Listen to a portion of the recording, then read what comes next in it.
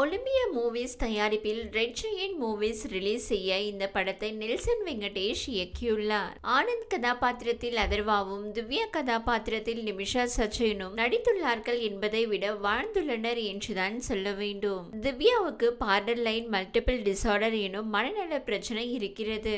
இதனால் அவருக்கு திருமணம் நடப்பதில் சிக்கல் ஏற்படுகிறது. மகளுக்கு கல்யாணம் நடக்கவில்லை என்கிறதை அம்மா விஜய் சந்திரசேகர் கடுப்பாகிறார். ஹீரோ ஆனந்த் அதர்வா முரளி வாழ்க்கையில் காதல் தோல்வி ஏற்படவே அவர் மனம் உடைந்து போய் ஆறுதல் தேடி போதைப் பொருள் பயன்படுத்துகிறார். ஒரு கட்டத்தில் போதைப் பொருள் இல்லாமல் இருக்க முடியாத அளவுக்கு சென்று விடுகிறார். நன்கு படித்தவர்களாக இருக்கும் குடும்பத்தை சேர்ந்த ஆனந்த் இப்படி போதைப் பொருளுக்கு அடிமையானதை பார்த்து அவரின் குடும்பத்தார் முகம் சுளிக்கிறார்கள். குடும்ப பெயரை கிடைக்கவே வந்திருக்கிறான் இந்த ஆனந்த் எனும் அப்பா சிவ சுப்பிரமணியம் கோபப்படுகிறார். இரண்டு விதமான பிரச்சனை கொண்ட நபர்களை விதி ஒன்று சேர்க்கிறது. திவ்யாவுக்கும் ஆனந்துக்கும் திருமணம் நடக்கிறது. திருமணமானதும் கர்ப்பமாக்கிறார் திவ்யா. தனக்கு இருக்கும் பிரச்சனை வந்து விடுமோ என்கிற பயம் திவ்யாவுக்கு இல்லாமல் இல்லை. அரசு மருத்துவமனையில் திவ்யாவுக்கு குழந்தை பிறக்கிறது. குழந்தை பிறந்த சில நிமிடங்களில் அதை மாற்றிவிட்டு வேறு ஒரு பாப்பாவை வைத்து விட்டார்கள் என புகார் தெரிவிக்கிறார் திவ்யா. ஆனால் குழந்தை மாற்றப்படவில்லை என ஆதாரங்களை முன்வைக்கப்படுகிறது. நீங்கள் என்ன சொன்னாலும் நம்ப மாட்டேன், இது என் குழந்தை இல்லை, மாற்றிவிட்டார்கள் என உறுதியாக கூறுகிறார் திவ்யா.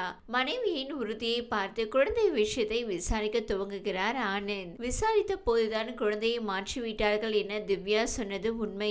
அவரின் மனநிலை பிரச்சனையால் ஏற்பட்ட கற்பனை அல்ல என்பதும் ஆனந்துக்கு தெரிய வருகிறது. ஆனந்த் திவ்யா குழந்தைக்கு என்ன ஆனது, அது எங்கிருக்கிறது என்பதை அப்பா கண்டுபிடிப்பாராம். திவ்யா ஆனந்த் ஆகியோர் பெயர்களின் முதல் எழுத்துக்களை எடுத்து DNA என படத்திற்கு பெயர் வைத்திருக்கிறார் இயக்குனர் நெல்சன் வெங்கடேசன். குறைபாடு இருக்கும் இரண்டு பேர் திருமண பந்தத்தில் இணைந்து தங்களை பற்றி புரிந்து கொள்கிறார்கள். இதில் குழந்தை மாறவே கணவன் மனைவி இடையேயான புரிதல் மேலும் அதிகரிக்கிறது.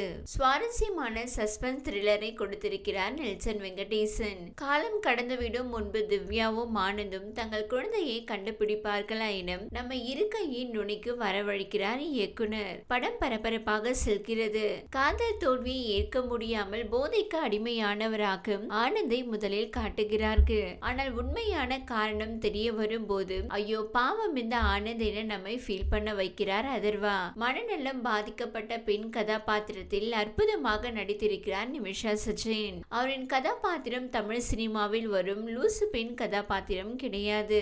ஓய்வு பெறுவதற்கு 3 வாரம் இருக்கும் நிலையில் குழந்தையை கண்டுபிடிக்க ஆனந்துக்கு உதவி செய்யும் போலீஸ்காரர் சின்னசாமியாக அழகாக நடித்திருக்கிறார் பாலாஜி சக்திவேல். முதலில் வேண்டா விருப்பாக ஆனந்துக்கு உதவி செய்கிறார். பின்னர் குழந்தையை கண்டுபிடிக்காமல் விட போவது இல்லை என ஆனந்துக்கு கடைசி வரை உதவி செய்கிறார் சின்னசாமி. ஒரு குற்றத்தை குற்றமாக பார்க்காதது ஏன் என வயதான பெண் சொல்லும் காரணம் ரசிகர்களை கவர்கிறது.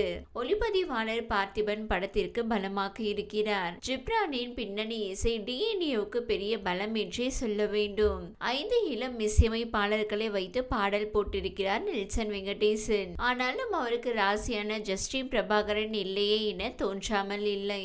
கிளைமாக்ஸ் காட்சியை அழகாக எடுத்திருக்கிறார் நெல்சன் வெங்கடேசன். தொடர்ந்து நல்ல கதைகளாக கொடுக்க வேண்டும் என்பதை மட்டுமே மனதில் வைத்து படம் எடுத்து வரும் நெல்சன் வெங்கடேசனை பாராட்டியே ஆக்க வேண்டும். DNA நம்பி பார்க்கலாம். இந்த வீடியோ உங்களுக்கு பிடித்திருந்தால் லைக் செய்யுங்க. மேலும் இதுபோல் வீடியோ தொடர்ந்து பார்க்க நம்ம ஒரு சேனலை சப்ஸ்கிரைப் மற்றும் ஃபாலோ செய்யுங்க.